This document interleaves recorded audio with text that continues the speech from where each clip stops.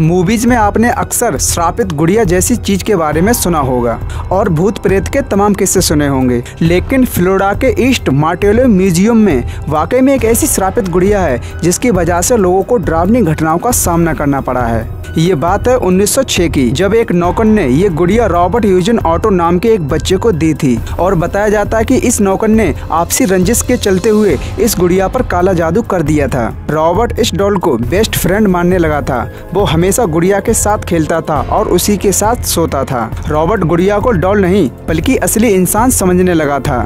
फिर कुछ समय बाद रॉबर्ट ने यह ध्यान दिया कि उसका कमरा गंदा रहने लगा और चीजें इधर उधर बिखरी रहने लगी। जब रॉबर्ट ने अपने पेरेंट्स से कहा कि कमरा वो नहीं बल्कि डॉल उथल पुथल करती है, तो पेरेंट्स ने इस बात पर यकीन न करते हुए बच्चे को खूब डांटा भी था। जब एक रात रॉबर्ट ने देखा कि डॉल कुर्सी पर बैठकर उसे घूर रही है और तभी चीजें हवा में उड़ने लगी और दरवाजे बार बार खुलने बंद होने लगे। लेकिन जैसे ही रॉबर्ट के पेरेंट्स उसकी चीख सुनकर कमरे में पहुंचे, तब तक सब कुछ शांत हो चुका था और इस घटना के बारे में रॉबर्ट के पड़ोसियों को भी पता चल चुका था। उन्होंने गुड़िया को घर में चलते फिरते देखा है और बातचीत करते भी सुना है।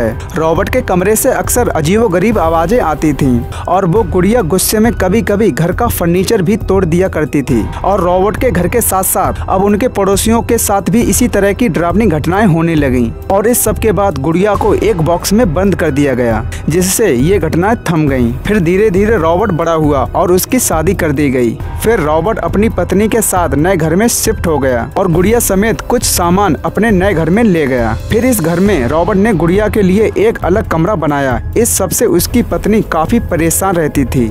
फिर कुछ समय बाद रॉबर्ट की पत्नी ने उस गुड़िया से मिलने की रिक्वेस्ट की। फिर धीरे धीरे गुड़िया की हरकतें दोबारा से शुरू हो गईं। घर में चलना और कमरे से अजीबोगरीब आवाज आना फिर से सबको परेशान करने लगी। 1974 में रॉबर्ट की डेथ के बाद घर को दूसरे परिवार ने खरीद लिया और इस परिवार की बच्ची ने बताया कि गुड़िया जिंदा है और उसे मारना चाहती है।